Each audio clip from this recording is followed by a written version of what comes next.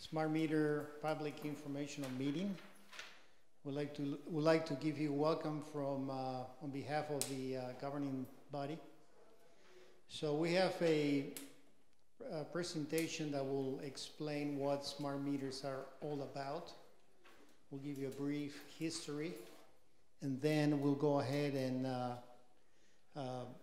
we'll present the system we're recommending, that was recommended to City Council 2 weeks ago. My name is Gans Garcia. I'm the Utility Director for the City of Gardner. I've been with the city 5 years. I manage the electric, water, and wastewater utilities. So let's get started. Please, if you haven't done so, if you can sign in. There's a sheet with your name and address. Thank you.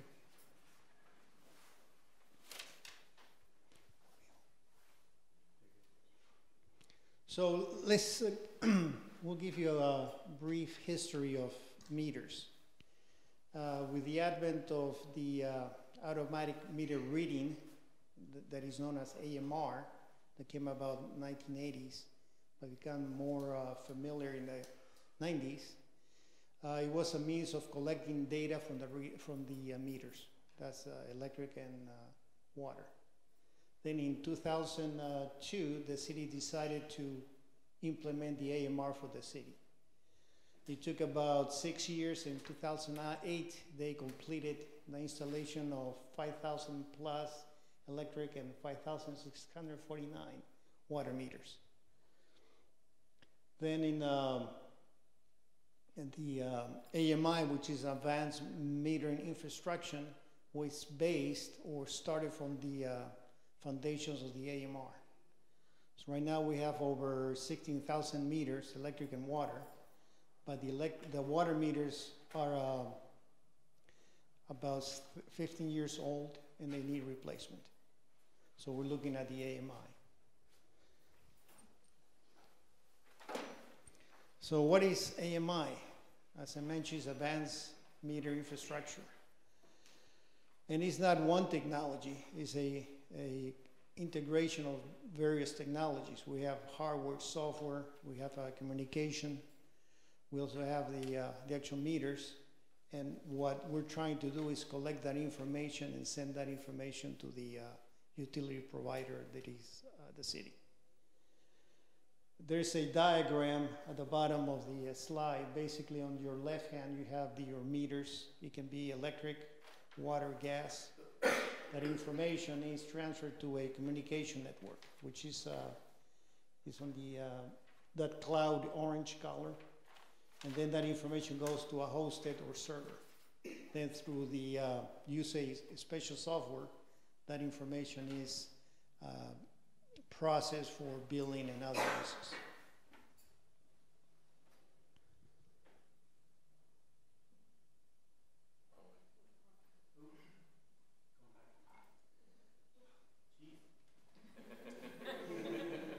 So what are the benefits of an AMI?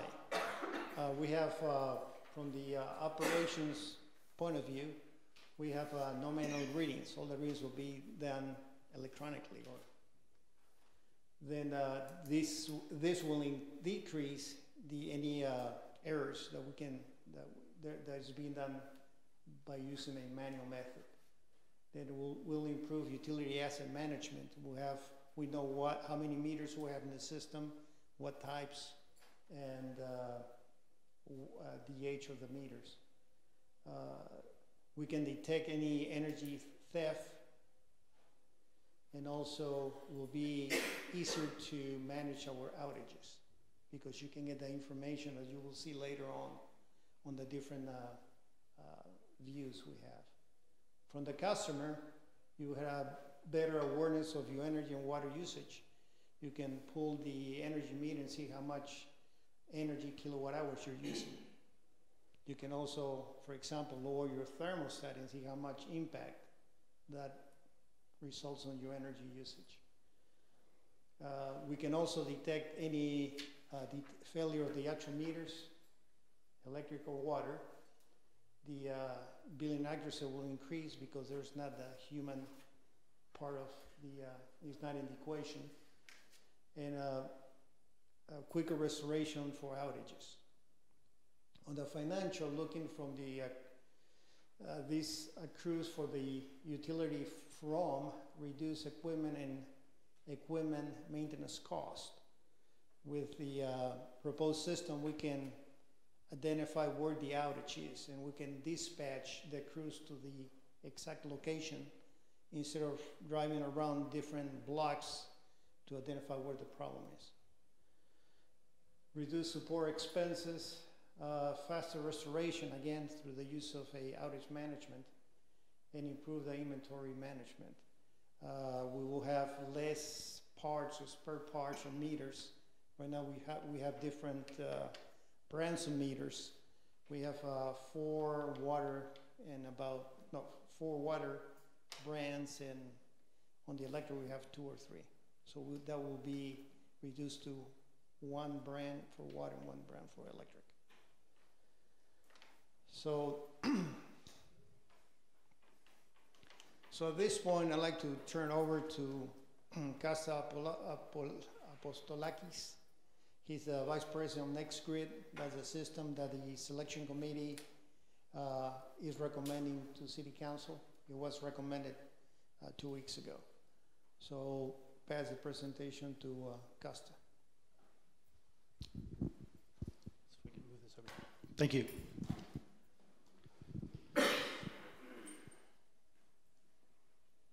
All right, so my slides are more geared toward the actual system itself and what's going to be the benefits to the utility and to the customers.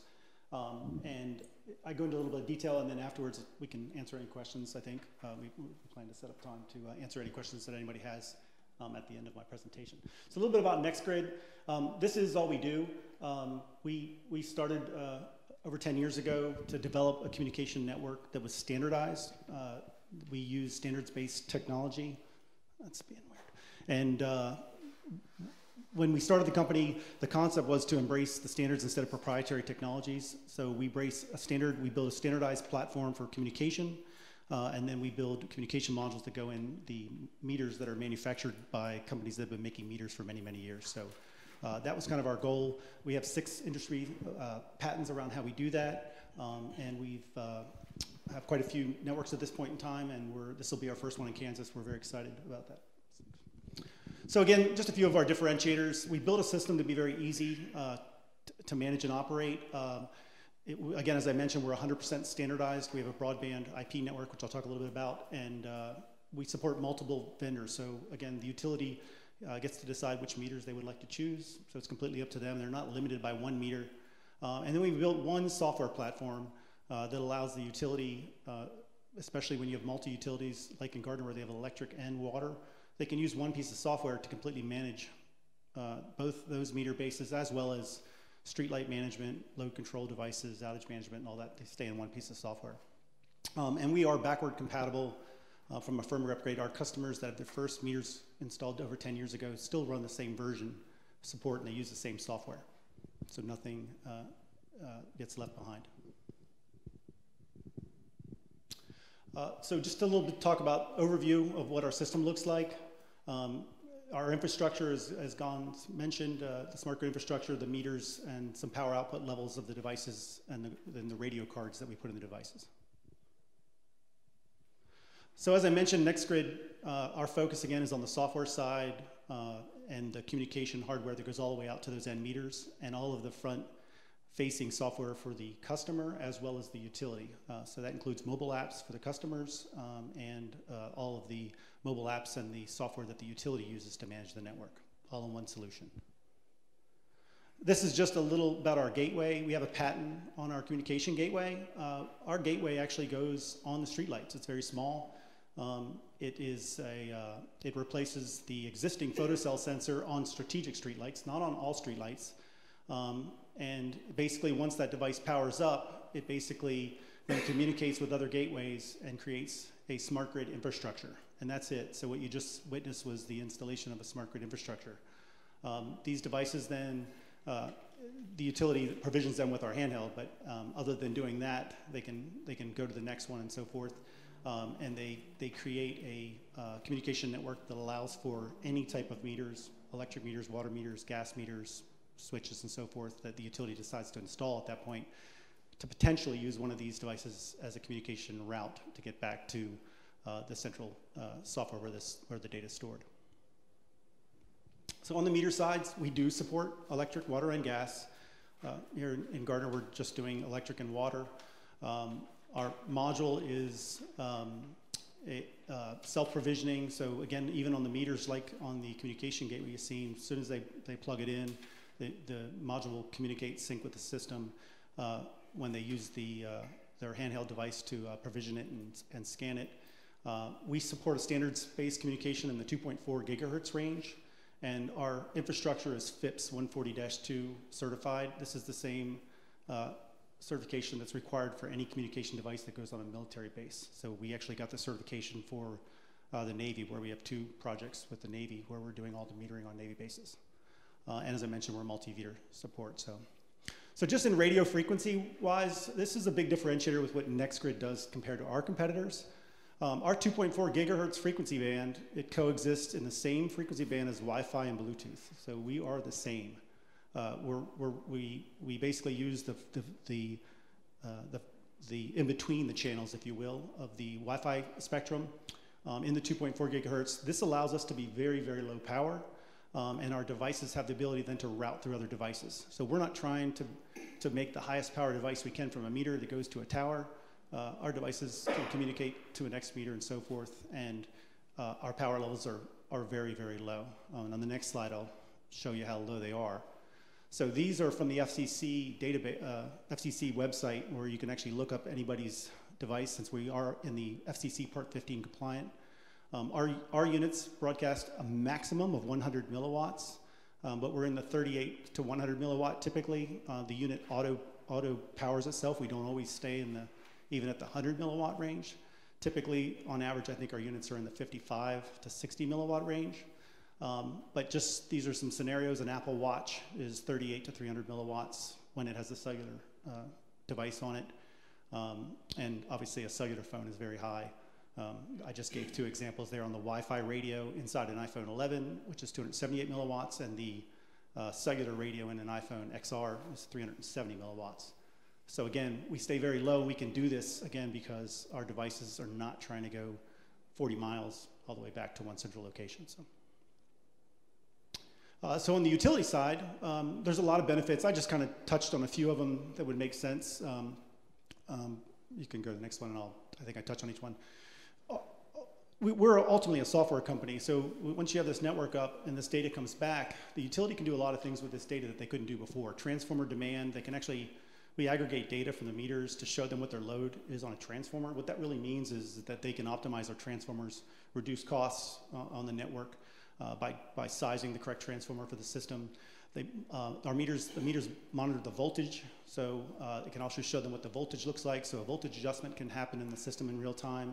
Of course, outage management, as Gons mentioned, is a big one. The devices will instantly send back an outage when there's an outage, as well as a restore. So the utility will typically know exactly where there's an outage without you having a phone call, and then when the power goes back on, they're going to know exactly where it's been restored. And typically what utilities are doing is they're getting phone calls come in, and they go out and they try to correct all the outages, and they kind of wait for that second wave of phone calls to see if there's any stragglers out there. And in this concept, they wouldn't have to do that. They can constantly just look at the system. Once a meter power comes back on, it typically takes about 20 seconds for that meter to check back into the system to say, I'm back, power's back on. And then other things like load balancing, again, just letting them know how much load is on a certain circuit on the lines. And then we do what's called predictive usage, which kind of forecasts what may happen so the utility can be prepared on a hot day. And our system will actually show a forecast of what's going to potentially happen later on that day, so that if they were to do any type of load event or something like that to try to curve energy, they can do that beforehand and wait instead of waiting until the power gets too late. These are just some pictures of some of our software stuff on the transformer. Again, we bring back a lot of maps and data that show them where their transformers are. Many times utilities already have this in their GIS system, But our software automatically does it as well, kind of give them a second look, and then the data that comes in here is all live, so it's letting them know what's happening right now in a transformer. Same with outage management. It's not the best picture, but it shows where the meters are that still have a power outage, so that again, they know where to deploy their crews, how many crews to bring in. Obviously, they would do different if they only had a 10 meter outage compared to a 900 meter outage. And that tells them up front how many people they need to bring in and where to focus their time. It also, with our system, shows where the outage may be. For example, a lot of times a tree will fall down on a line up the street and all the meters below that will go down. We can identify that area so they send the truck to the right area instead of just driving around looking around. So as Gons mentioned, that's another big time saver when it comes to going to a location and getting the power restored as fast as possible. We also, if you notice, we put that little module on the street light. Well, our device actually monitors and manages that street light once it's on it too. So we actually can tell if that street light bulb is bad. So we can send a maintenance ticket back to the utility to tell them that the bulb's out. We can also tell them how much power it's drawing in case it's, you know, there's an issue or something like that. So we're giving them maintenance information as kind of a byproduct of the smart grid gateway. Water leak is another big one. Water leak detection is monitored, so as the modules are, as the meters are reporting back their usage, if it sees a constant flow of a certain amount over a certain amount of time, it can send a leak report to the utility, so it can go out and investigate what's going on. They can also do this with their mainline meters that are not necessarily at someone's house. If they have mainline meters, it can tell them what constant flow is on that as well.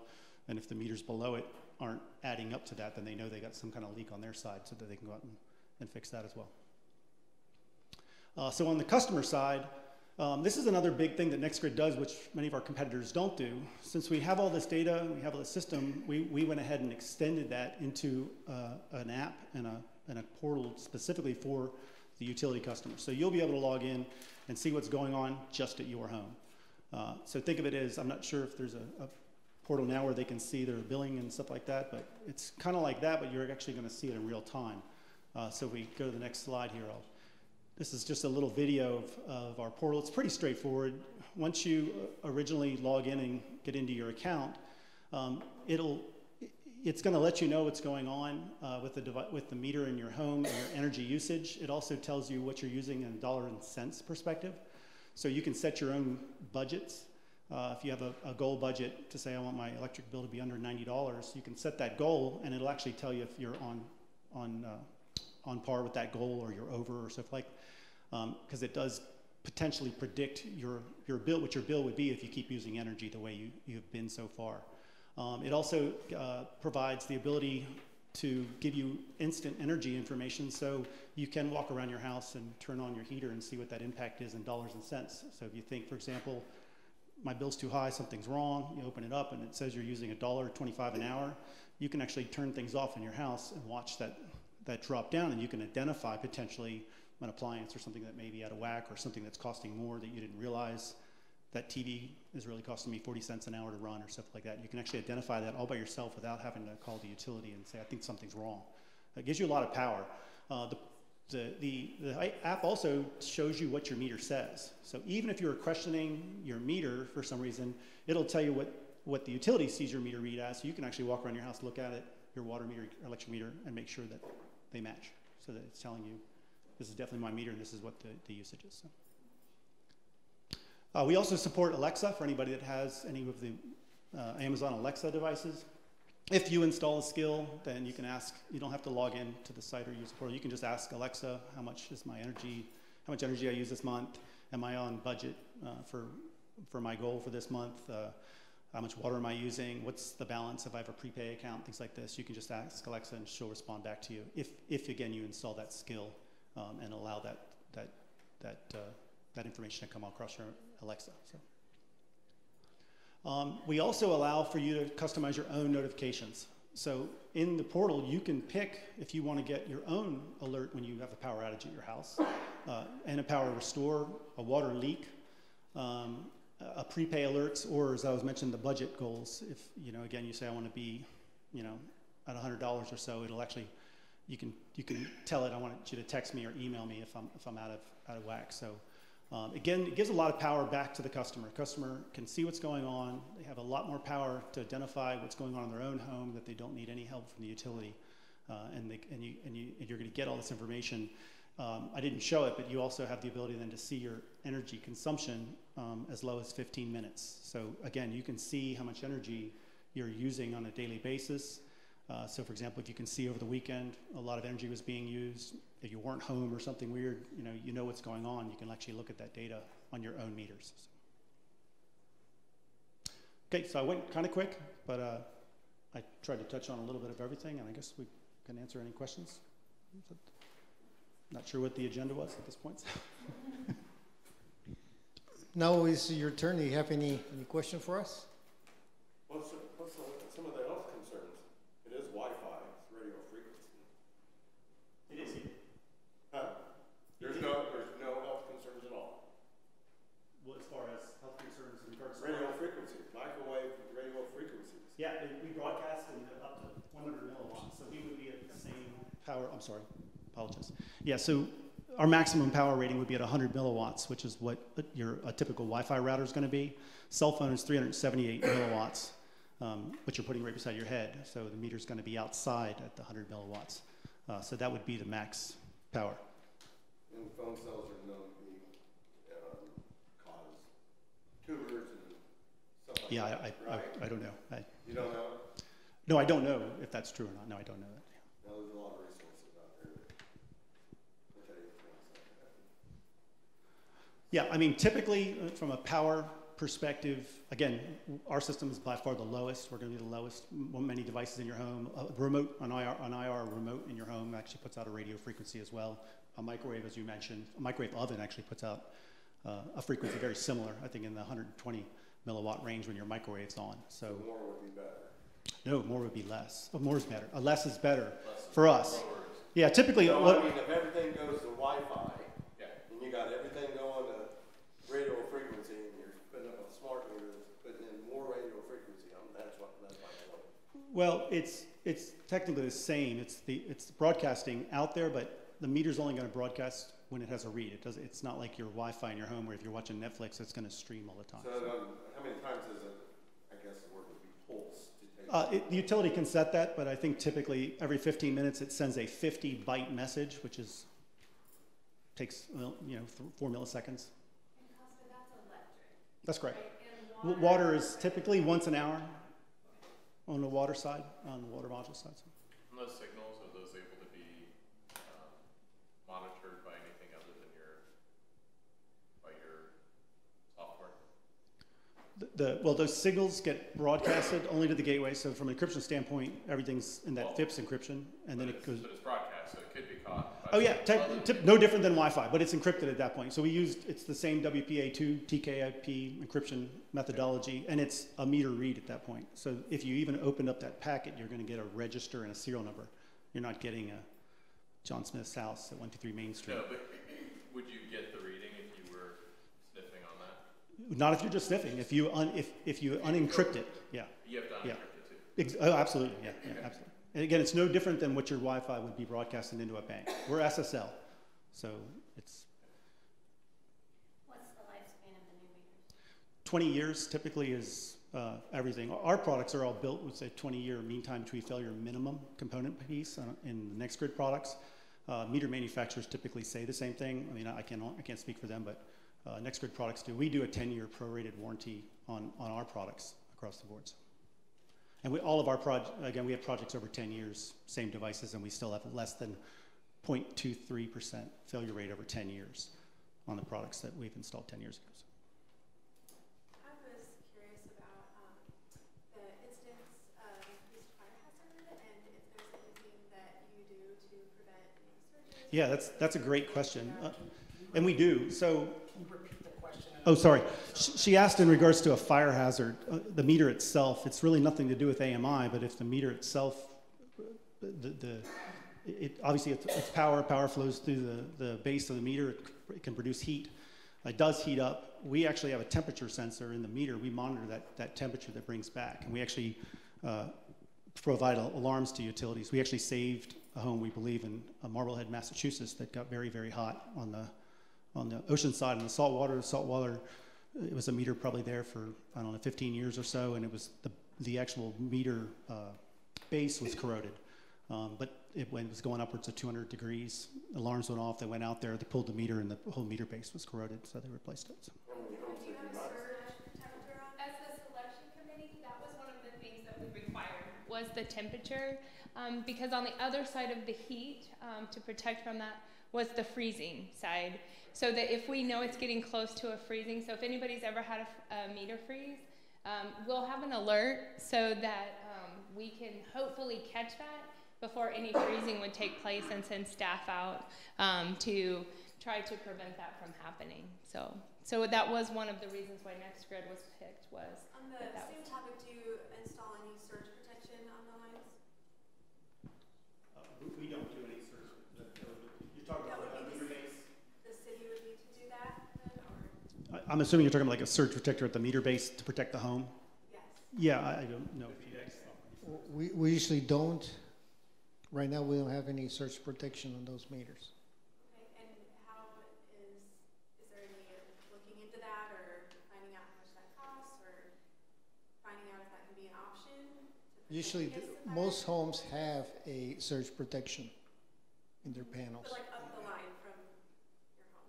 No, that's typically, actually in the meter, that's not part of the installation. And we haven't done it in years. We've never done it. But I can look into that and see if that would be wonderful. Something that is a common practice in other utilities.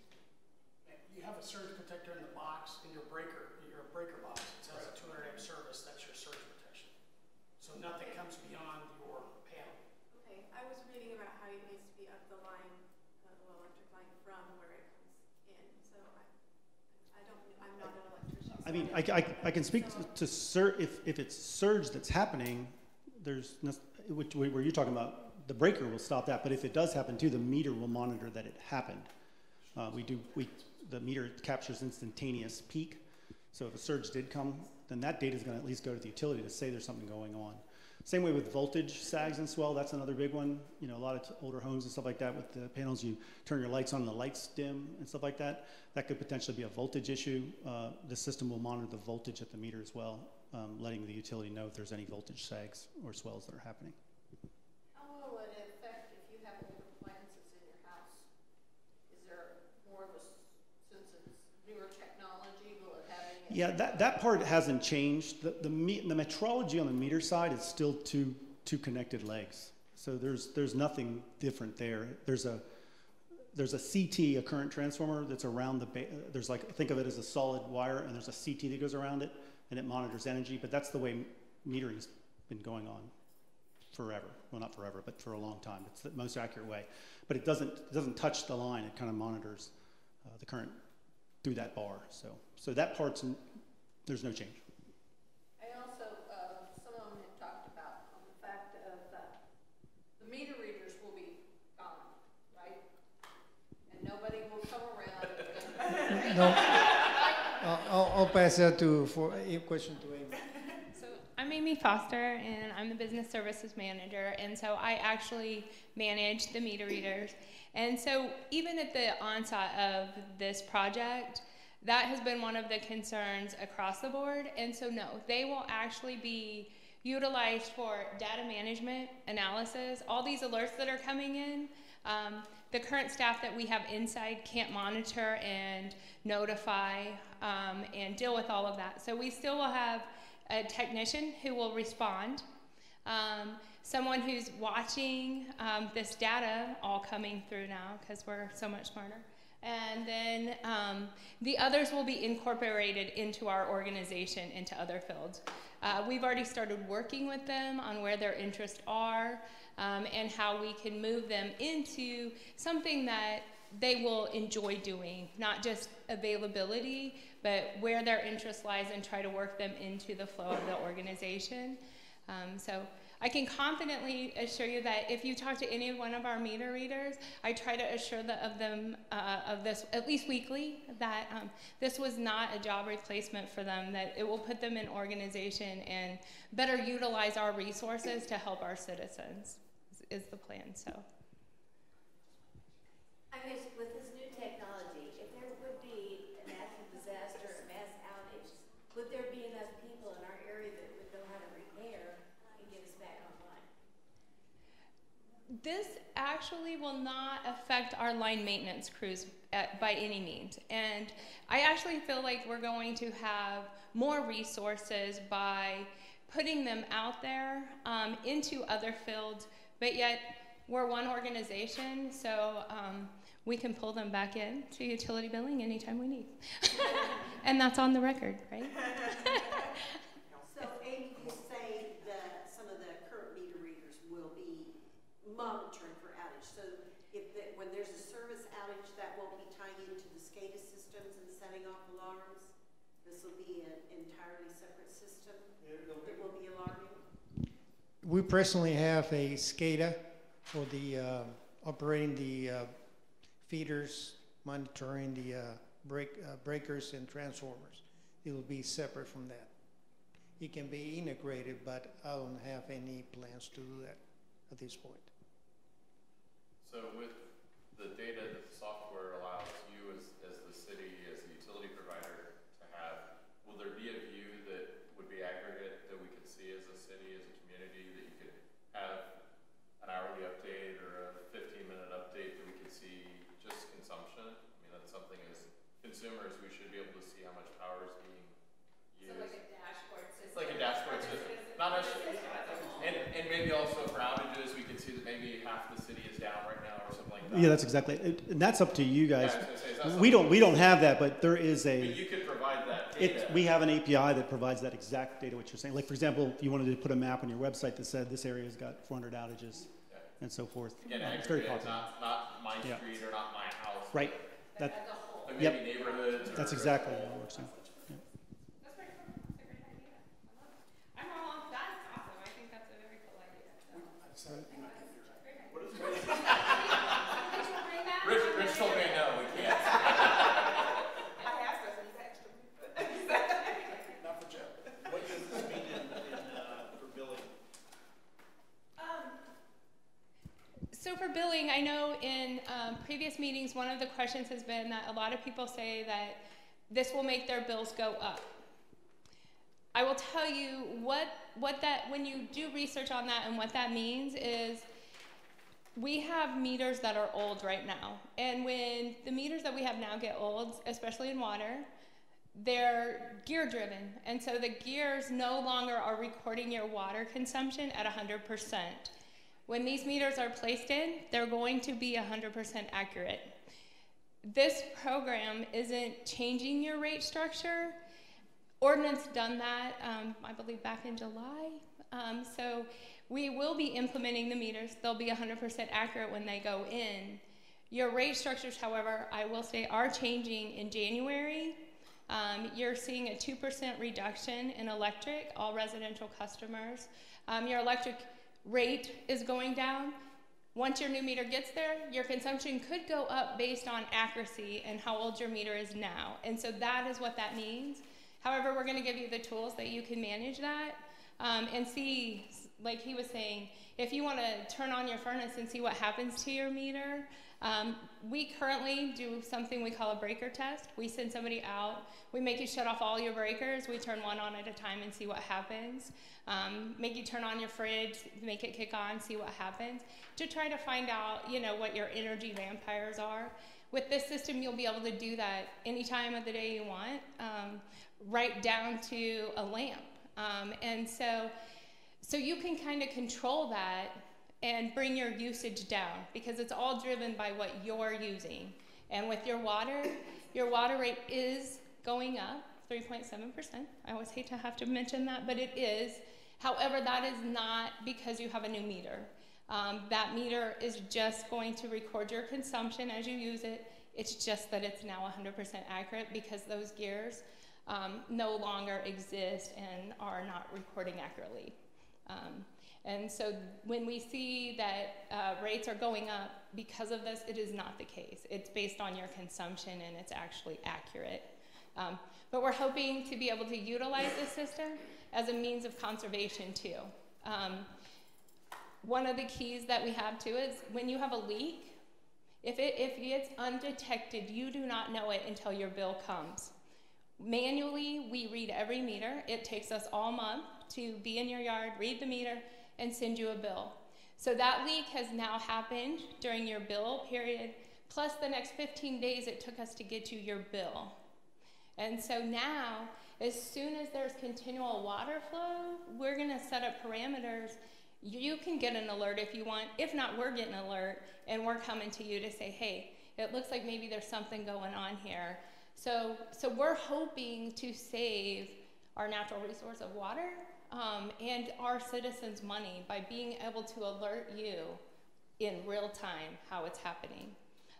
If the water hose is left on, we're hoping you're gonna know it right away, because we too want to control this treated water that's being left, or electricity that doesn't need to be used. And so those are the keys. And working in utility billing for, well, almost 19 years, our biggest complaints are, my bill's too high, I didn't use it, I didn't know I had a water leak. And so this system stops all of that.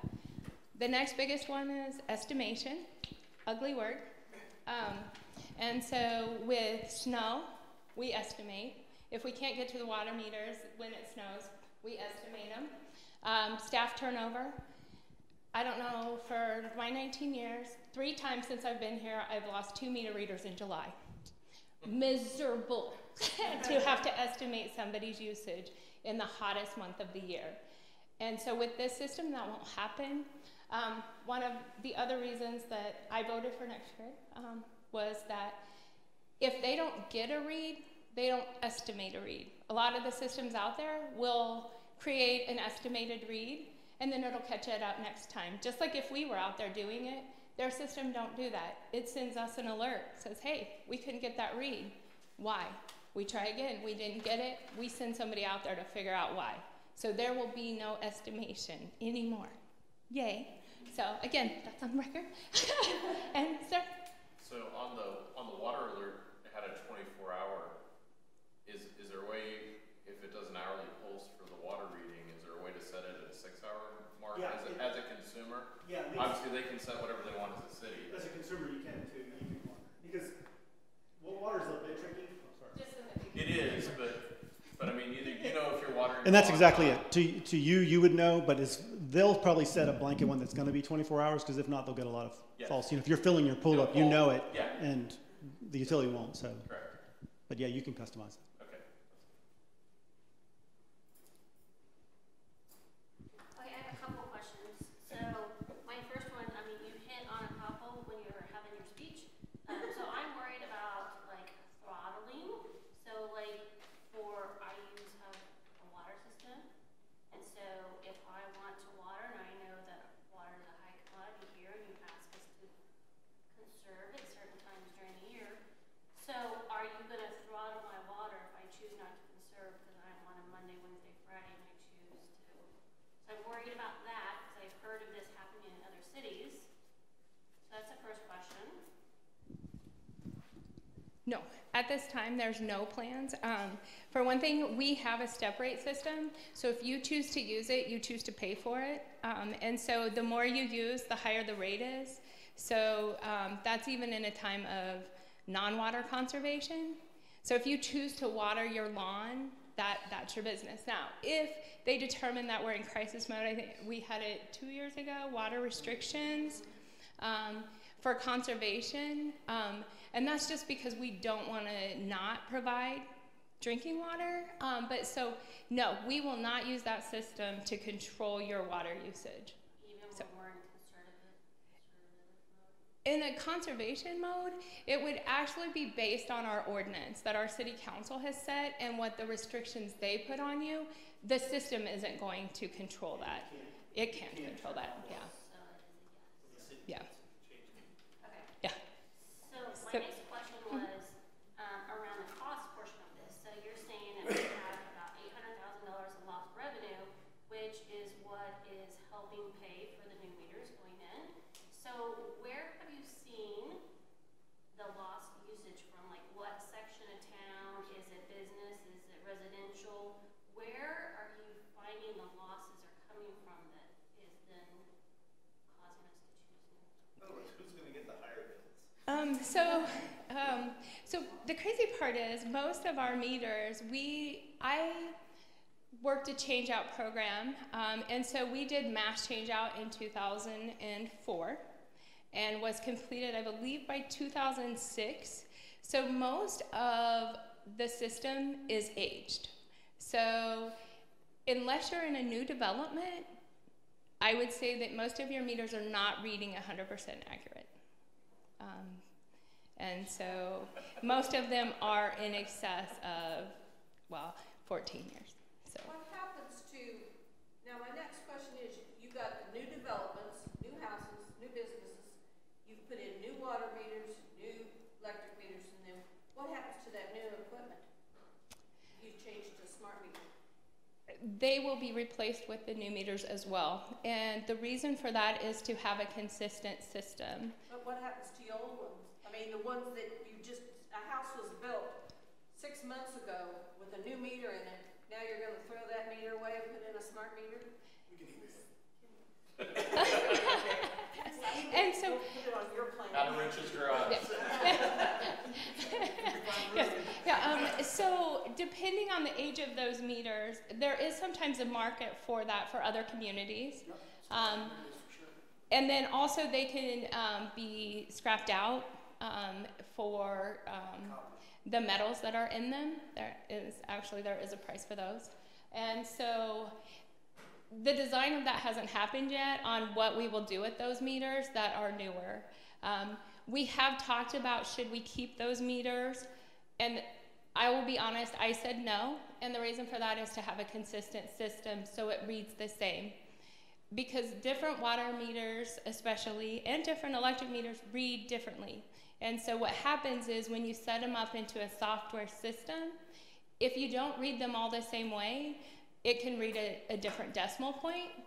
Before you know it, you misbuild something, you didn't build them enough, you build them one too many zeros. And so consistency ties us in. Everything reads the same, the software reads it the same, it's not special programming. Every time a new meter goes in, it will match this system. When it gets plugged in, the data, the serial number, the starting reads are sent right into the software. And once you start mingling in different ones, they read different. And so I did ask that we did not do that we actually replace every meter in Gardner to the standard meter that's selected in this contract. So that's business and residential, correct? Yes, business and residential. And on your replacement plan, I don't know what section of town you're starting with first, but you'll do all residents and all businesses in that area. My goal, and again, that since we haven't actually passed the project, we haven't worked out all these fine details. I hope to do it in the same way that we would read it as meter readers. So we have what we call routes. So there's 46 different routes in Gardner. And those routes are made up of everything that's in the neighborhood because we don't want staff bouncing back and forth. It's just a waste of time. And so everything's sequenced in the most efficient way to walk a route. And so we hope to be able to give the crews that are coming in this route and say, this is where you're working, get a time frame of what they feel it'll take to do that so we can notify our customers in that area and say that we're going to be changing out meters. These are the people you're going to be seeing there, and expect an outage for this long, electric, water. And I can't remember, can we do electric and water at the same time? No. Okay, so we'll do electric first, and then we'll come back to do water. So there'll be twice that you experience that. But if we do it in the sequential way, what'll happen is you'll bill. It'll happen within that 30-day period before your next bill is what our goal is. And that we will have this project completed by the end of 2020. So everything will be changed out, commercial, residential, to school, industrial, everywhere. So you've had to have had a thought process. So is it this area? Is it which area? So in my brain, it's cycle 1. Route 2 is where we start, which means nothing, but it's actually part of Main Street and back into the residential area. So East Main, and then I'm going off the top of my head on my routes. So if you bill in cycle 1, I feel like you would be first. So your bills go out on the 7th and are due by the 27th. That's how my world rolls. And then cycle 2 would follow that, which are the bills that mail out on the 17th, due by the 7th, and then cycle 3. And so that way, just because of based on when we read them now, that we get you 30-day bills still. So that those systems go in and your bills are still a 30-day bill is the plan. In my mind, that's how I see it. Okay, and I think you had a question, ma'am, there in front. Okay. Okay, so I've worked on some other things. So one of the things you said is that you didn't, you were glad that you weren't going to estimate anymore. How are you going to make that a reality? Because, I mean, signals don't always fire. People aren't always available to run to your house the moment you get an alert. So how are you going to, are you just not going to bill us? No, they will be available to come to your house. So if we do not get a read and we are preparing to bill you, we will not bill a no read. Someone will be there to figure out why they are not getting a signal, a read. What's the average uptime on your current systems? Yeah, I think there's a difference. Today, they come to your house once a month. The system's reading every 15 minutes. So it's going to alert them in 2 hours. If it doesn't see a read in 2 hours, they get an alert, a communication alert. We have the redeployed meter readers that can be available to go do these runs. Yes. Yeah, it's not, but it's not a common thing. But if it does happen, or it's at least letting them know. But that would be within 2 hours. So they've theoretically 30 days, you know, to get out there before something happens. But the real, I think, the point was they need to fix why it's not reading, not go out and read it and estimate it. Something's wrong. So if you're going to send someone out to fix why it's not communicating, not to read the meter. So. Do you have an average uptime now? Like, is it 99%? Yeah, I mean, from a billing perspective, we're all 9s. You know, okay. we're 4 9s, so we have a read. So typically, we even have a read at midnight. So it's even more accurate. When they send a meter reader there, if they get there at 3 o'clock in the afternoon, the next month they get there at 5 o'clock the next day, or so. Our system's reading it, so we basically take that midnight read on the 27th, for example, and that's going to be a read. So the worst case scenario is if you don't have the read, if you would have to have all missing reads for a whole day, really, to say I don't have a read, because you could take any read from that day at 3 o'clock, 4 o'clock, whatever, and still bill. But we bill on the midnight read, so it makes sense. And that's feasible. Like, someone really will be available to come out, like, on Christmas, on Sunday. But they technically don't have to, though. So even if on Christmas Day it says there's an alert for 2 hours, they could all come back from break 4 or 5 days later and then say, okay, it's been 6 days. It retains it on the meter. It does. It still retains it on the meter. I mean, it's not that the meters, it's just saying that for some reason the communication signal didn't get back. And so right now, so everybody in town has a different read date because we have 3 people out there continually reading. So instead of having a meter reader read your meter, we're going to schedule it to read your meter on a specific day.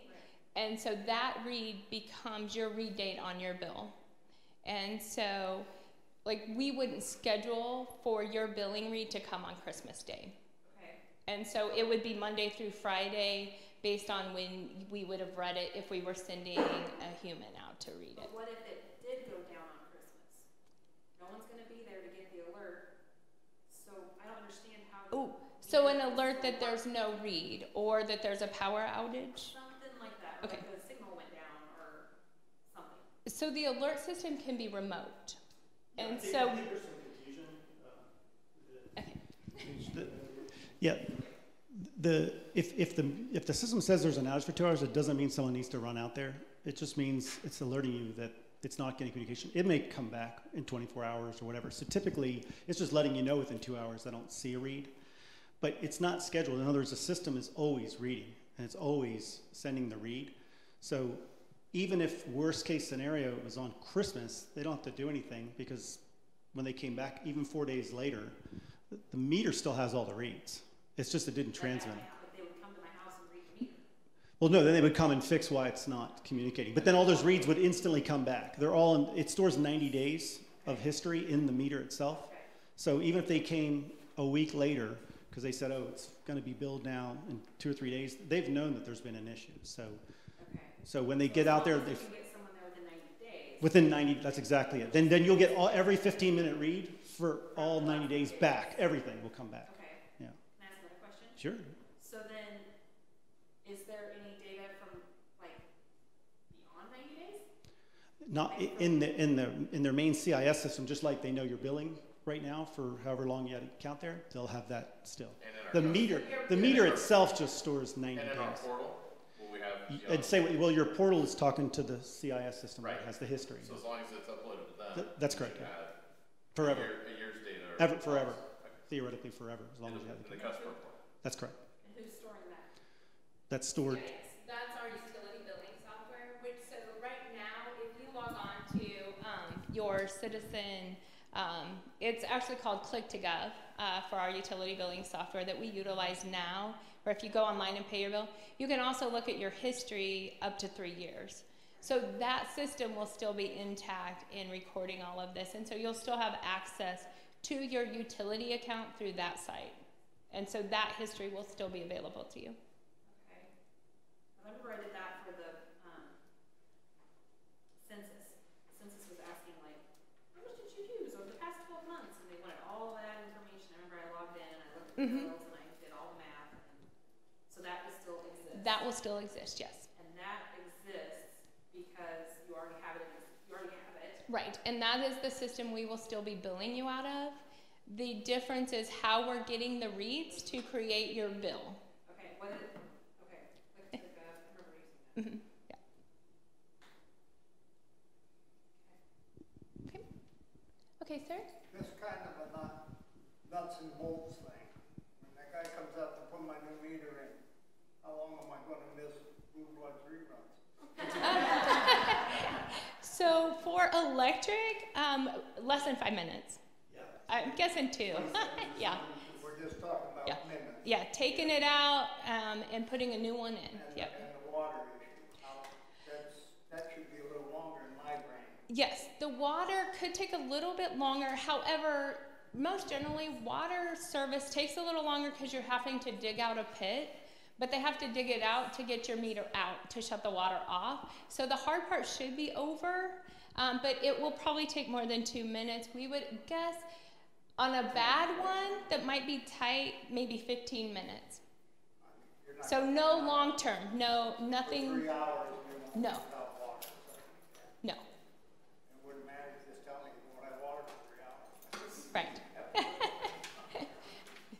And what's the danger to the electrical equipment in my house when you pop that meter off and pop the new one on? So the intent is that we will notify when we'll be in your neighborhood, and then that they will actually make contact. Is that correct? They come door and let you know they're there to change it out. So I get to go down and turn the breaker off. That's correct. That would be my Yes. recommendation to turn it, because it's going to be like a power outage. Yes. And that's when you get that surge coming back in when you pop that meter back on. Well, you don't get a surge when the meter plugs back in. Your panel pulls the power because things are hungry for all turning on. You're going to want to draw power. Right. But yeah, I recommend anything else. It's like we know there's power outage, so we should turn everything on. And if we're not available, I'm assuming we'll be able to reschedule. And we haven't. Yeah, we haven't worked those details out. And just as a customer service side, I wish we could do that. However, we are paying someone to come in and do this change out. And so to allow everyone to be able to schedule, it's great for 1 to 100, but when you're talking close to 9,000 people, it's hard to get that schedule worked out and not having them hop all over town. So we hope to, the plan is that you will be notified of when we will be at your location. So that day, when we will be in your neighborhood, based on the routes and being able to notify you that way. And so. How much notification are we talking Well, we do have a city website, email blast, that we can put things out, Facebook, based on the neighborhoods. Everybody's cycle and route, so I'll just put this out there, everybody's cycle and route is on your bill.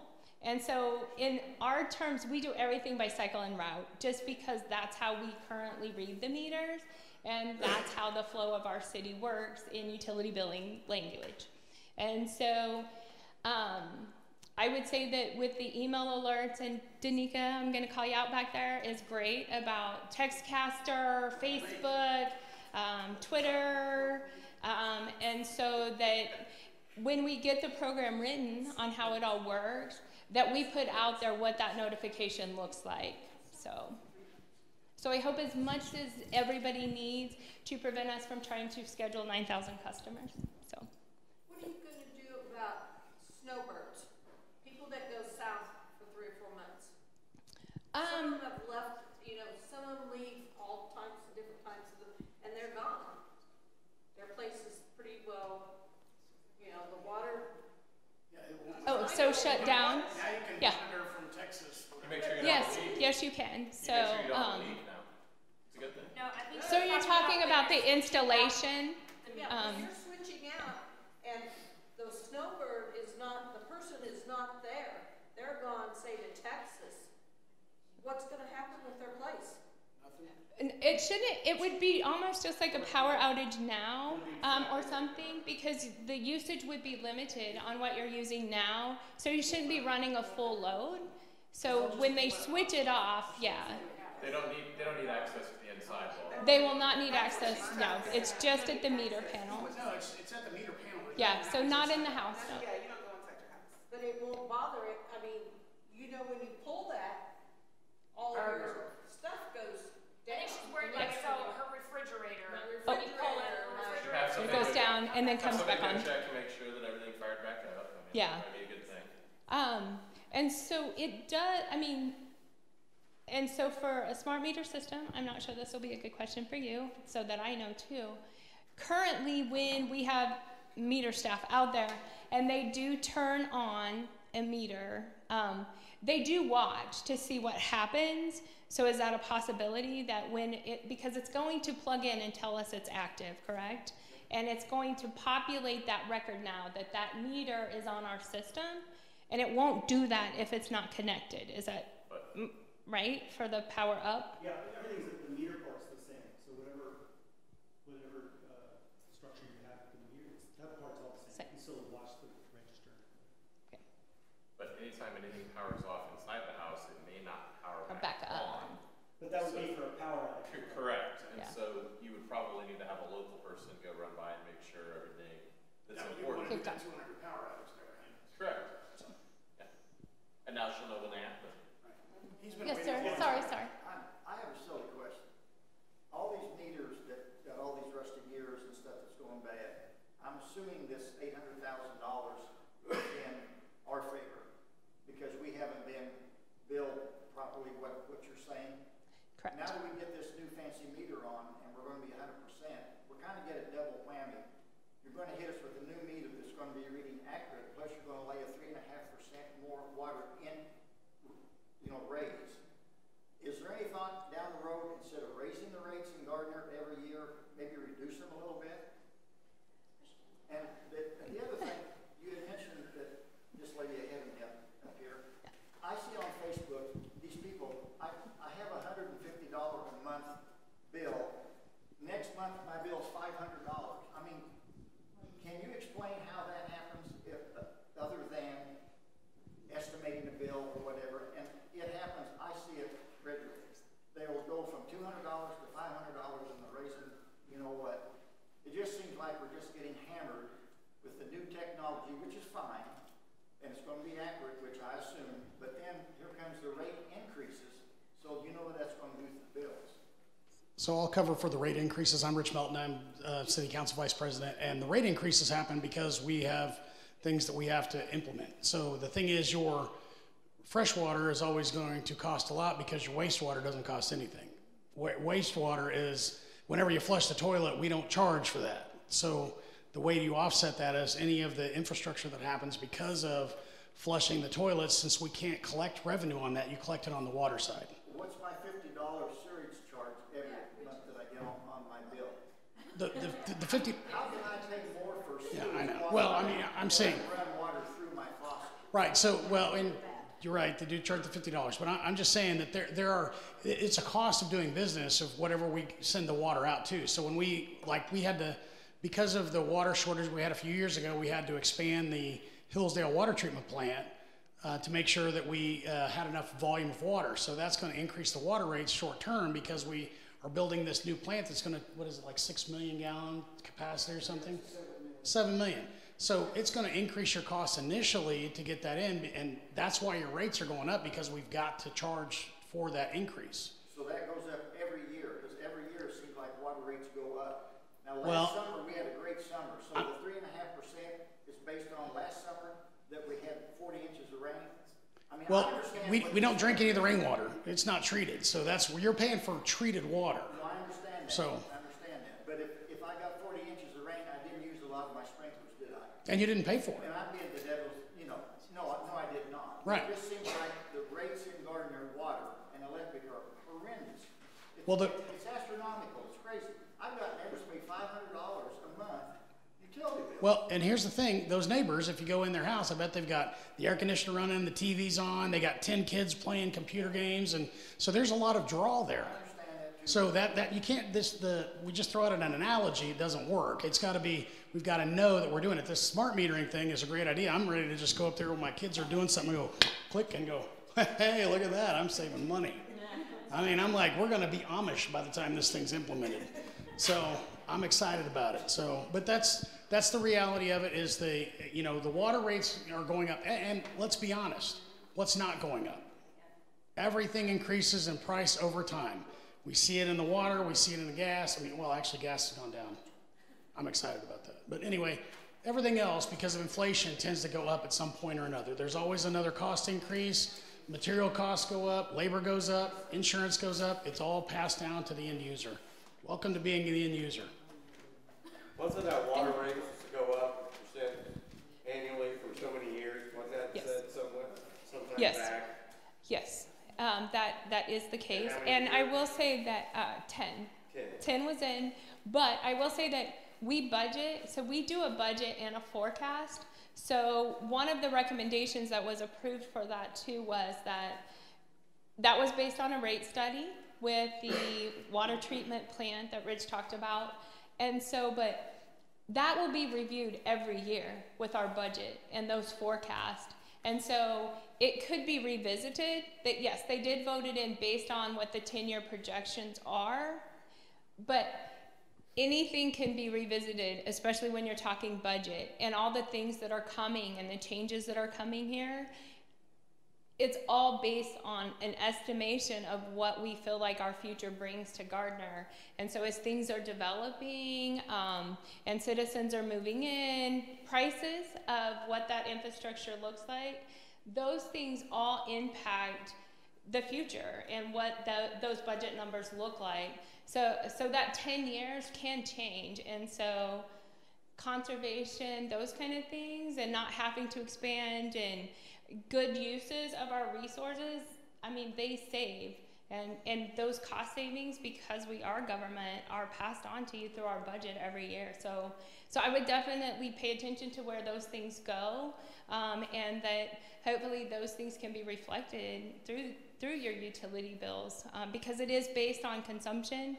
And utility billing, customer service, we love a good challenge. So if you want to call me, because I don't know where you live, but to research your bill and see if we can figure out where that escalation is. With smart meters, it will be easier for you to do that, but with the resources that we have and being able to look at historical data and the knowledge that we've gained in working in the environment can give us little tips and tricks of things to do that are very simple in just lessening bills.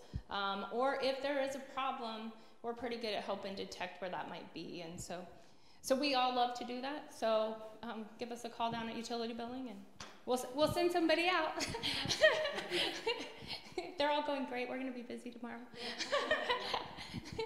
So we were just talking about historical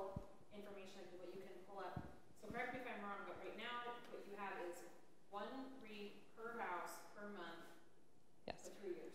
What you have available for you to see online is 3 years. I can see back from 1999 to current. So, Okay. So then you can see 20 years. Is it always 20 years? Like in 2020 or 2000? and so no, it's actually because we went with the new computer software in 2004. But because I love historical data and numbers, I convinced them that they needed the historical data. And so I made them insert everything back to 1999, just because, you know, there's never enough numbers. And so in 1999, Gardner's computer system crashed, and they lost everything. And they had to rebuild from the last day that they had a backup and had no historical data in utility billing since 1999 prior. It was all on paper, and that paper still exists, so if anybody wants to know, we have a cave full of paper. So I can go back. I've looked at records from 1970 if you really want to see the paper and smell that old paper. But so 1999 on, I can look at. If you didn't live at that location, I can still look at that address from the time the meter was set, if it happened in 1999 or forward, and compare the historical data on the location. I can follow you if you went from one location to the other to see what your patterns have changed from one location to the other back to 1999 if you relocated in the city. So like the question that I have though is like the information you have is 1 read per month. Yes. Per house for all these years that you have. Yes, 1 month. Yeah, just once a month where somebody went to your house and read your meters. Yes. But you're increasing to bunches because you're going to start getting these reads either every day or every 15 minutes. Like, where is that going to go? We actually have a hosted environment, so it's going to go to the cloud. What cloud? The cloud. So. Like what cloud? Like, to our utility billing software company. That CIS? Yes. So. They can. I'm hopeful. And what if they can't? Then it will be your billing month, and then we will be able to log into NextGrid and see the historical data. All the data is stored actually in the cloud forever. So I mean, data storage keeps getting lower and lower in price every unlimited. Like there's no limit. So I will be able to Through your customer portal.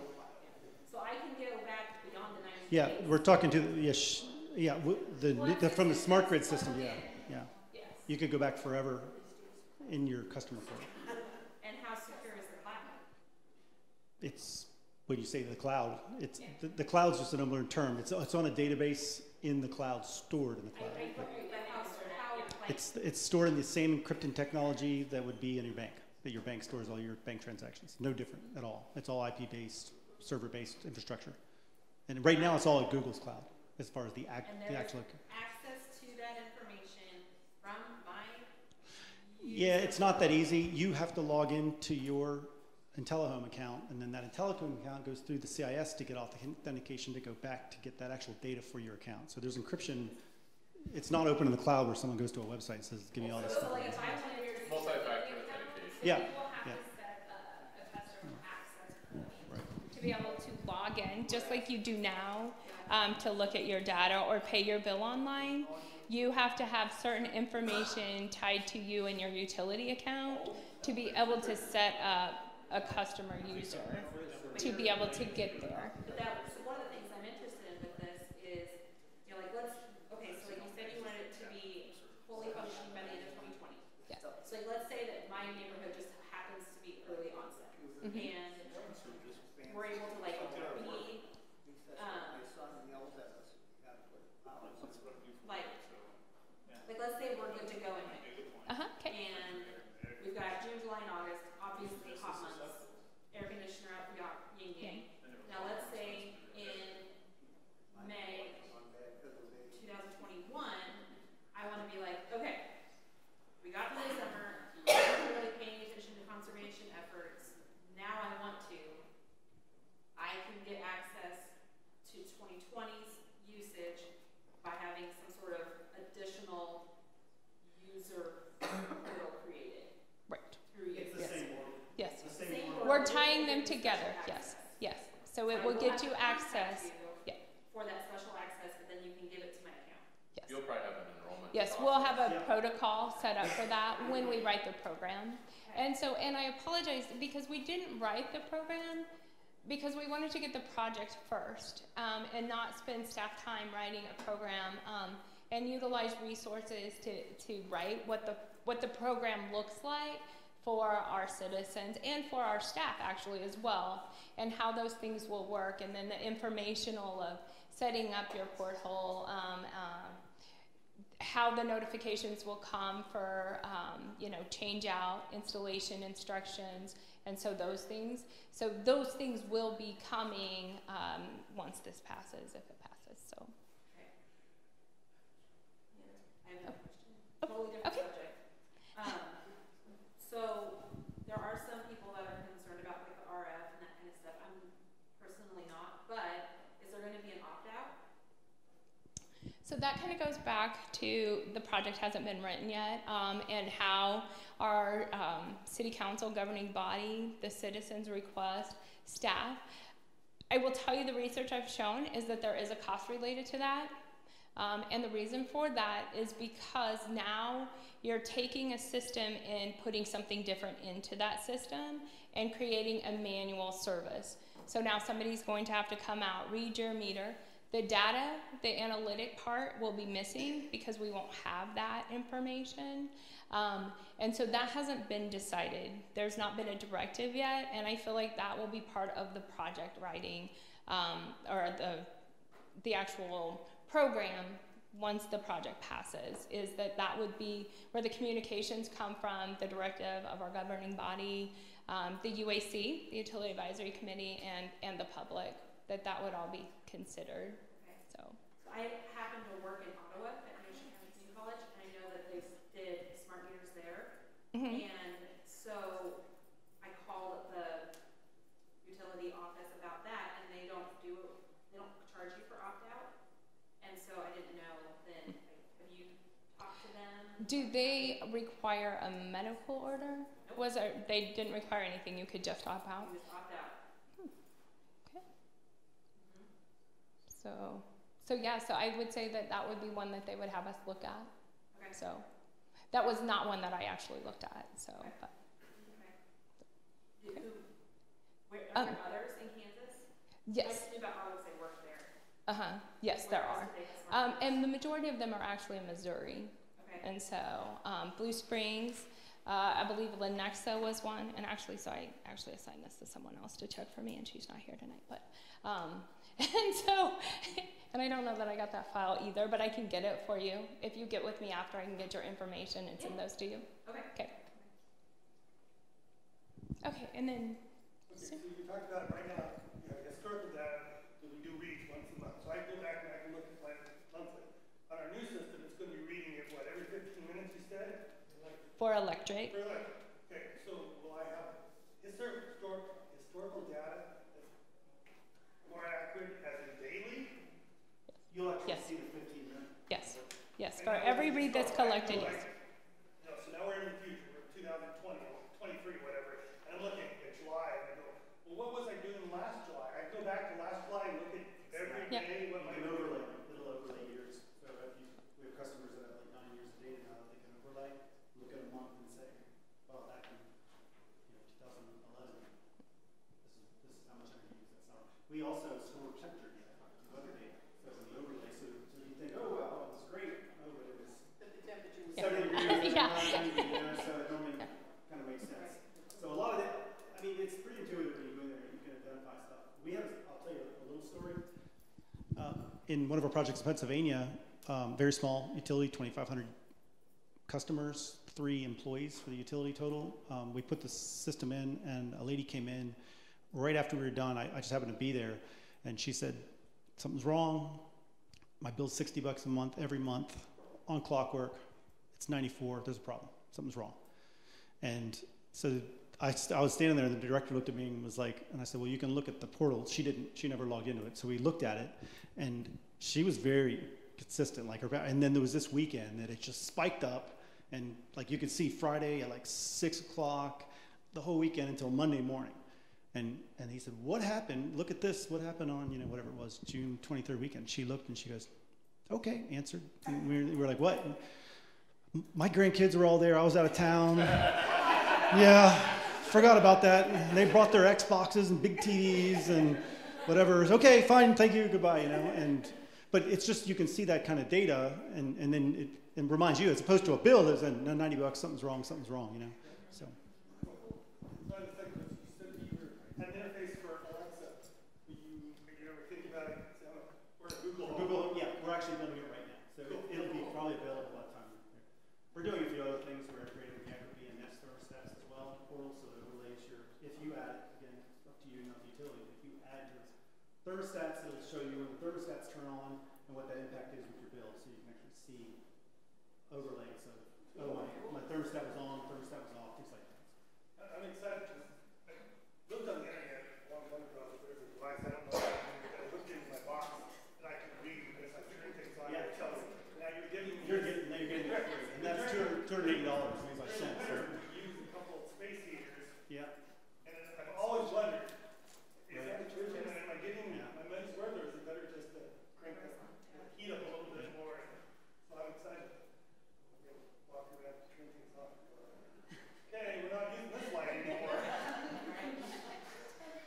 Any other questions? Ma'am? Yes, so then, sorry, I have so many questions. It's fun. Inform you. So I had them written down. Oh, okay. So like when you guys went to the city council, there were other companies that gave you bids, right? And Yes, ma'am. I was just curious how that all worked out, because there were some that weren't as expensive. So like there were some bids that came in lower, and I know from a community college standpoint, lower is always preferred. And so like this is super expensive in terms of millions. And so what is it that, sent some of these people out of, like, why did you not? There's one company I remember, Nighthawk. They didn't have a complete integrated package. Okay. They had the meters, the communication, and the software was a third party. So it was not integrated. Okay. That's one of the reasons we didn't go with them. Okay. And their radio frequency mesh was not, they were using cellular data technology. Yeah. So it was, that's one of the reasons. Okay. Then the other one is Tantalum. Tantalus. They didn't have a software. They approached Utility Smart, which is a company that makes the software, but they didn't have an integrated system. That was the other company we took out of the list.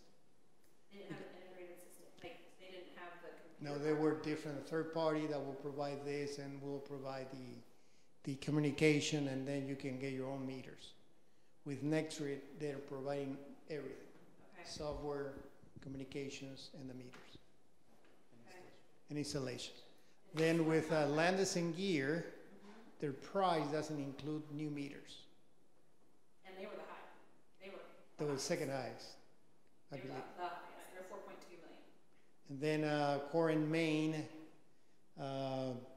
you had to buy their meters and you have to use their meters.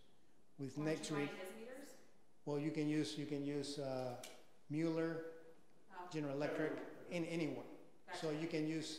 They were very specific about what you had to use. And their communication protocol was unique to them. Okay. And I was from the customer service side. When NextGrid presented, their website for the customer side was fabulous. So the porthole that he keeps referring back to, where you'll be able to get that data, is very user-friendly. And so we like that about them. And they don't estimate if there's no read. So that was one of my biggest factors was I don't want a computer system creating a read when we paid $4 million for it. So, so that was a silly deal, that they do not create a read that isn't a true getting it up there. It doesn't send my system a false read. It either read it or it sends me an alarm. And so to me that was very important. You don't believe in guesstimates?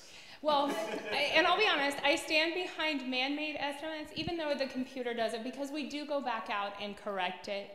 But when you have a smart system that you paid $4 million to get you a read, it needs to get you a read. It needs to be what's on the face of that meter. I never want to hear a customer say, well, I got my bill and I looked at my meter and there's a negative. Why? Why? I don't know. Well, because it just so happened they did an estimate because they couldn't get a read and they would put a read in there.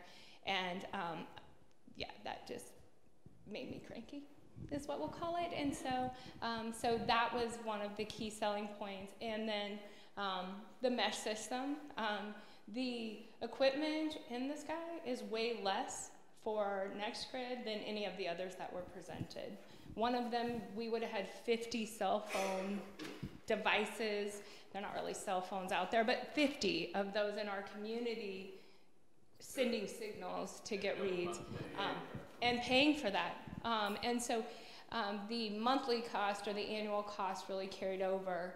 And so when we went back through and laid out the package, what we wanted as a staff side and for our citizens, NextGrid fit the bill. I mean, they really brought a project to us that we felt like was best for our community, and that's why they were, I think, selected by the committee as a whole.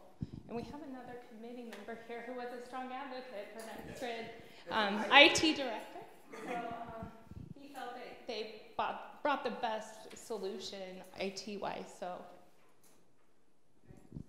Because then the other, that whole going back to like the things break, and so now I understand that if there's a misread, it doesn't mean that the read didn't get stored. But like, if it breaks, then what are you gonna do? So staff, someone will come out that is trained to troubleshoot why I'm sitting in my office and I want to pull up your meter and read it, why it's not reading. We will send them out there to figure that out when that no read comes. So, so when it breaks, they'll fix it. They will know how to fix it, either replacing the meter, if you're parked on the meter, maybe. I mean, I know maybe not you park on meters, but in some places, I get things that I couldn't read the meter because there's a car on it, or a trailer, or the dog.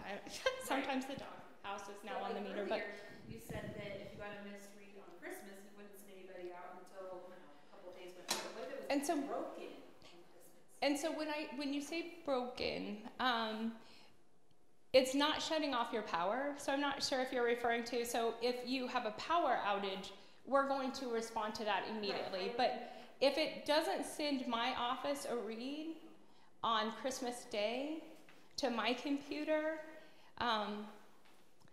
it's in the meter. So on Monday when I come back, or after Christmas when I come back, I can send a technician out and they can figure out why the signal isn't getting to my desk. And so when they fix that, it will upload all that historical data that's sitting in your meter. But sometimes they break, and then there's no historical data from the point of brokenness. So, like, what if I take a sledgehammer to it? Well, we're going to come right to your house right away. Oh, because that's going to be in a different alarm, right? Yeah, I mean, if the meter breaks, make a regular, that's the thing, a regular one breaks. Breaks not, yeah. The meter can break too. Yeah. The regular one can break too, Yeah. same situation. And my understanding too is that there's, yeah, you would yeah. have, in that particular situation, you have to estimate. But it would be, again, if it got reads up to 2 days before, 1 day before. Yeah, 3 days later, they're up in 3 days. Now you got 28 days of readings instead of none. Yeah. So I got an off question. I read a little part of an article about solar and wind. Now these analogs, if you use solar and wind, it goes backwards. Right.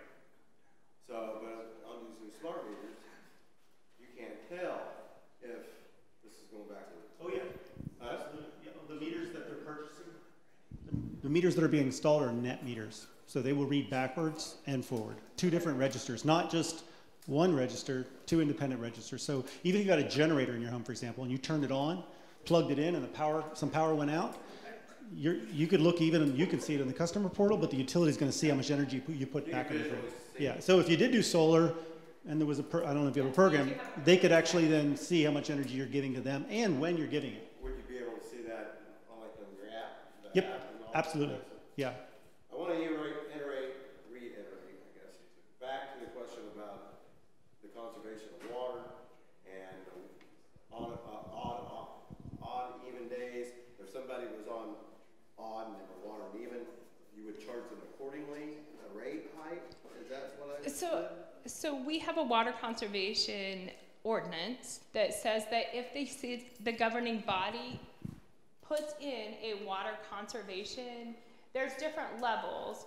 I can honestly tell you, I've been here 19 years. I've seen where they've asked for the voluntary, where the even odd watering days, and then the mandatory, where they would actually stop by.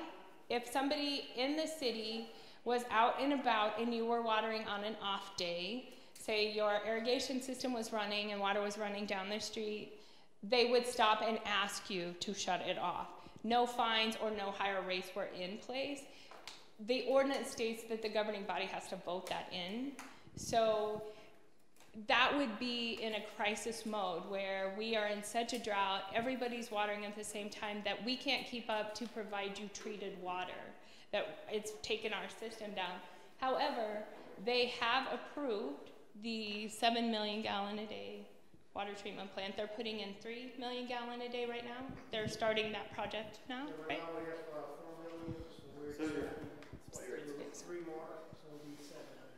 And so we should be able to keep up with the demands that we have, and then the system that they put in, you can quickly add. And when I say quickly, building a water treatment plant takes a lot of time and work, but so quickly would be within a year, less than 18 months, to add another 3 or 4 million gallons a day. Okay, but if they're watering on their off day, and you know it through the smart meter, you'll know it, and then you're going to be able to charge them a higher rate because they're doing it on their off day. Is that correct? No. Because somebody would manually have to manage every one of those, correct? Okay. Yeah, so at this time, no, because our governing body would have to vote in that we were going to impose higher rates due to the strict water restrictions. I can honestly tell you, based on just the let's water every other day and how difficult that was and how much heartburn it caused the council, I don't foresee them wanting to do any type of punishment for water conservation. If you want a beautiful yard, we want to be able to provide that for you. However, we also want to make sure that you have drinking water. And so that was where those restrictions come from. Our plant was operating at full force because it was so hot and dry, everybody was watering at the same time. It's like, okay, we can't get enough treated water out of here fast enough, is what those restrictions were about. And so, again, I've been here 19 years and I've been through some drought times, and never have they ever imposed the higher rates if you were caught, or fines imposed for watering on an off day. They do ask for citizen engagement in that and responsible use. So that, again, everybody has clean drinking water. But yes, that could change in the event that we got into a water crisis, is what I would say. And no community ever wants to do that. Could that also be with your electrical use? If, say, Ms. Jones over there was using, we thought, I know it sounds crazy, but we thought you were using too much energy, we're going to cut you down. We're going to eliminate some of that for you, regardless. I would guess that there's probably regulations out there, and if not, I would guess that they would shortly come very quickly, because yes, regulations do change. I don't feel that we live in a community where they want to tie people's hands on how much electricity they use. I will say, based on our rate structures, and especially for water, if you're willing to pay to use it to water your lawn, because we do have step rates, then they're allowing you to use it and you're paying for the portion that you're using. Electricity, I think that as long as we can provide it for you, you're paying the cost of it. We're not here for profit, so if you're willing to use it and pay for it, we're going to sell it to you. We're buying it, we're going to sell it to you if you're willing to pay for it. And so I do not see, again, that anyone here wants to tie anyone's hands by using a smart meter system to regulate what you use or to monitor 9,000 customers' daily use and try to determine who's our big users and should we punish them. I don't feel that that's the need of our system. It is truly for the customer benefit of, if you want to control your usage, we're giving you the tools to do that. We're giving you the tools to no longer have an estimate because 2 meter readers choose to quit in July, but to know where your usage comes from. If you have a water leak, to find it right away.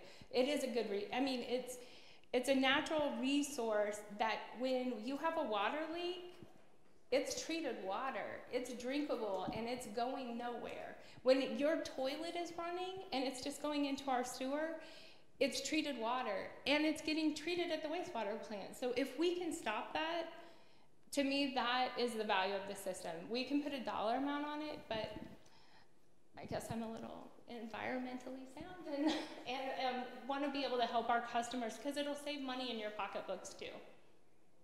Okay, one question before I leave. So what is the price difference that we're going to see, like the increase for using the new system on a monthly basis? So like right now, for what we have now, we pay X amount of dollars. So now we're inputting the new system for budgetary purposes. What increase is going to happen to the budget for the new system that's going in on an ongoing basis? So it's based on your consumption. And so not from a personal perspective, but from a city. Okay.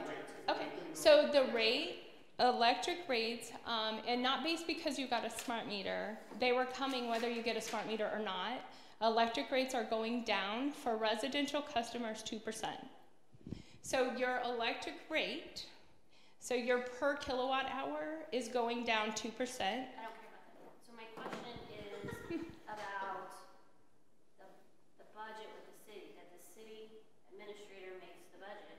So they allocate a certain budget every year for police and fire and whatever. So what is the additional cost, or is there going to be any, that's going to increase the city budget year to year? So this was a capital improvement project, and so it will be funded through debt and paid through from the utility fund.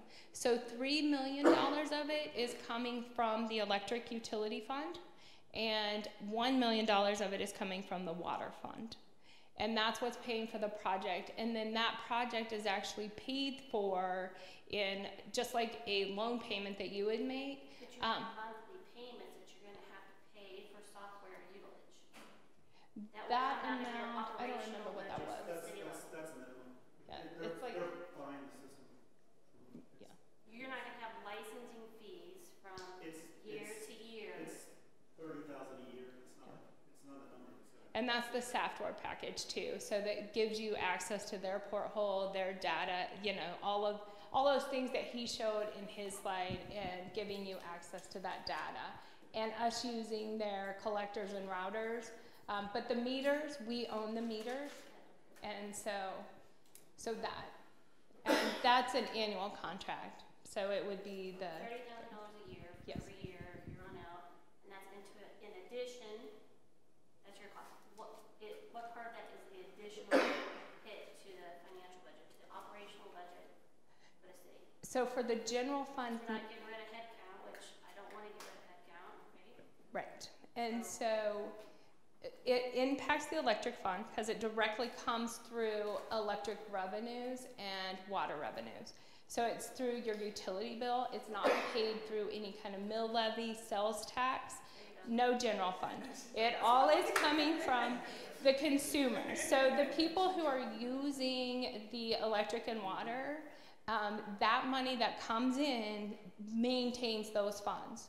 So electric, water, and sewer are enterprise funds that actually take care of themselves. So the electric customer, the water customers are paying for this system through their utility rate. And because you keep saying there's a reduction of 2.5% that's coming. 2% on 2% electric. that's coming. Does that take into effect the additional $30,000? So like if you Yes. decrease me 2% this year, then in 2021, are you going to increase me 0.5% then to cover? And so every year we budget, so I can't tell you what the rates will look like down the road because other things happen. This project was in our rate study and carries over. So the electric was actually a 5-year study and projected that we maintain the same after the 2% reduction that goes into effect in January. And then the water rates were approved for 3.7% increases for the next 10 years. But I will say that that actually includes the water treatment plant as well, which Rich touched on. But that every year when we budget, those things are looked at. So when you see that they're having budget meetings, you see what capital improvement projects are coming, what our annually expenses are coming. And so every year they have to pass a budget. And so those things, so I can't guarantee you that things won't change. Based on this system though, it was in the budget and through the rate study, it was put in there, and these rates that are been passed are what is taking care of that. So there should be no additional impact directly to our consumers, and I say the utility consumers, for this project. It's covered in the rates that have already passed. Does that answer the question? Yeah.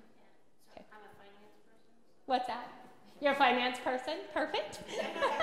That's why you get those questions for me. The system was also put in place to save money in general too. So for like you guys already figured out $800,000 in per year for water losses. Then there's the energy. I don't think you included everything else from a case study on transformers and everything else. So I'm sorry. The system. I mean, typically that's how we sell our system. Is that the system typically pays for itself in about 4 years. So. Yeah, so that's normally how we propose our system. There's benefits to it, and that's where like this software portal and all that stuff, they're kind of byproducts. It's not our focus. Our focus is building a system that saves energy. So. And currently the city has a leak adjustment policy, and so hopefully that'll go down by being able to find those leaks as soon as they're happening. So that'd be the goal. That's the goal. So thank you for your time. I appreciate it. Thank you. Well, thank you. Hey, thank you. Okay. Yep. When I was looking at the other like companies, is there a reason why you guys don't have any information in MDA setup cost? Does that mean? I think that's the MDM setup. It says MDA, but I didn't know. I don't know what that is. Yeah, it's meter data administration or meter data management because our software includes it at no cost, so we don't charge to set it up. So when the software, meter data management is basically when all that data comes into the system, how you see it all and how you run reports and everything. And that's what we do. We make one piece of software. We don't sell a customer portal, sell a meter data management, sell an outage management, sell a customer portal. So we don't sell anything. We just say, here's the system. It's included. And since you guys did the 90 days, you don't need to create something. Well, no, there's software. I mean, think of it this way of like buying a phone with no operating system. You have a phone, but now you got to buy an app to do email. And now you got to buy an app to do. We just say it's like Apple. Here's a phone that does everything. So the cost, it's $400 for the phone. It includes all the software. That's how we sell our system. We don't sell hardware and then nickel and dime everybody to the software. So. Yeah, up front because it doesn't show up. And that was the other reason. The other companies, they will provide 2 apps, and if you wanted the transformer outage or the customer portal, you have to pay additional. With NextGrid, it's like a suite. It's like a Microsoft Office. Did you check to see like what those apps cost to add on since they were a lower bid? They were not not included, but you go by the base price. They were a lot higher versus Base price of the app was higher? the base software they were providing did not include what NextGrid was including. still lower. We're talking about which company? Like, Tantalus was lower, And they didn't offer. and Honeywell was lower. Look at their maintenance costs too. Their yearly maintenance was quite high for most of those companies. What line is that? I don't Proposed? know what you're looking And at. the transformer The 10-year cost on Oh. this product was lowest for next year, if I remember correctly. Annual fee. Aha. And some of them have cellular fee, which they probably. Yeah, the cellular fee. And then also they didn't have the transformer load management, which helped us relocate our loads.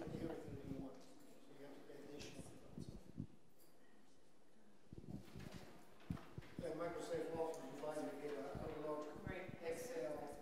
If you go to a different, you get maybe Outlook and Yeah, that's it. word process. So you get a lot of suite, you call it service apps. Is there any other questions? Back here, I'll just ask you. I've got a question. For Costa? Yes. We're recording, so it is live if you want to ask so that the public can see it too. My Sorry, I question didn't want to was, call you out, but that's okay. I started most of this crap. you're fine. So my question is, I have 4 meters on the back of my place, my townhouse, that are mine and the neighbors. Okay, the other thing about it is, I read that you can put shields on them.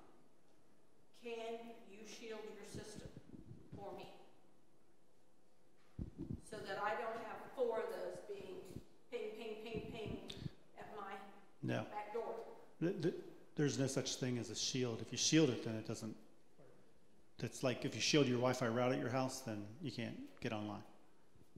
Okay, because there was Now- something that was shield. And the other townhouses don't have any, is that what you're saying?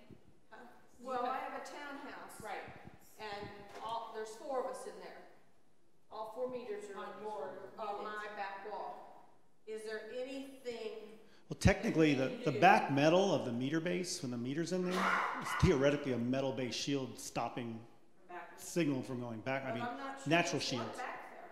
What's that? Yeah, there's I'm if sure the there's meters one always go into a meter base. Oh, yeah. Yeah, Okay, and I that's a got that. metal solid steel cabinet. So theoretically, I mean, that's going to shield. Your house then is going to shield. I mean, signal doesn't go everywhere. I wish it did. I wish it just could go forever. But every time it hits something, even the atmosphere, it degrades and degrades and degrades. I think that's part of the problem with reading things on the internet. It's showing that signal, there's going to be all that signal coming back through there, and where's it going to go? Yeah, It's going right through it's misrepresenting what's happening because for example, if you turn your radio on in your house and you listen to FM radio, it works, right? That signal's going, whether you want it or not. FM, every single station's coming through your house. And when you turn that radio on, it says, oh, I'm just going to listen to it. AM, FM, Wi-Fi, cellular, every single cellular network that's out there, you pick up any phone from T-Mobile, Verizon, in your house, open it up, it's coming in your house. So it's all there. So now back to your point that when we spoke last meeting, then there's at what power level is it there? That's the real question. Verizon's coming into my house, at what level is it coming in? And that's where we go back to, we're in that 55 to 60 milliwatts. You know, and for example, I know you have a Fitbit, so that's a Bluetooth broadcast power that's on your wrist, you know, or your Wi-Fi router in your house is broadcasting. That's probably going to be the higher power level that's in your house. So, but they're still within range. The FCC says 1,000 milliwatts someone can go up to. And the reason I said Fitbit was because I have a pacemaker. So that's why I was going at it. And like you said at the last meeting, there are some companies That's correct. that do have higher 1,000 power milliwatts. They could be that can't right. affect Yeah, a licensed. Yeah, that's correct.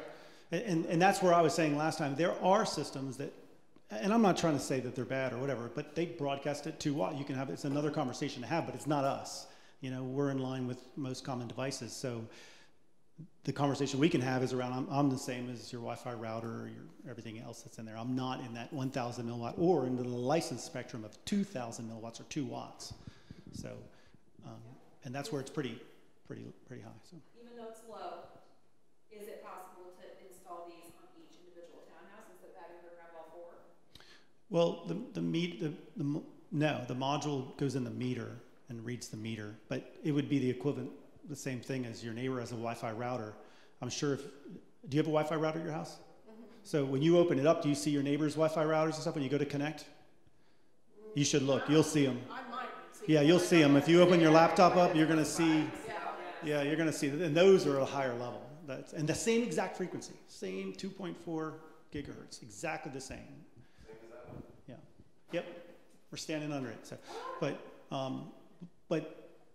again, that's the key. The key is, and we've earlier on made, we weren't really concerned about the power levels. Our position was, it's better to ratchet down and be quiet, because if everybody screams in a room, the loudest person who screams is what everybody's going to hear. That wasn't our position. Our position was force everybody to talk quieter.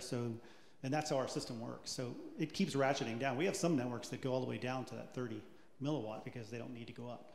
And we record that data so we can see it. I have gained so much more information from this meeting than when I went to the city council meeting. And I think this is a very good idea. I'm sorry that more people wasn't here to actually be here to get the input from it all. And like I told her, come when it all gets in, some of them are going to be raising Cain and want to know what's going on. That's humans. Then they can go back and watch the recording. Yeah. Thank you for coming. Well, thank you. Thank you, everyone.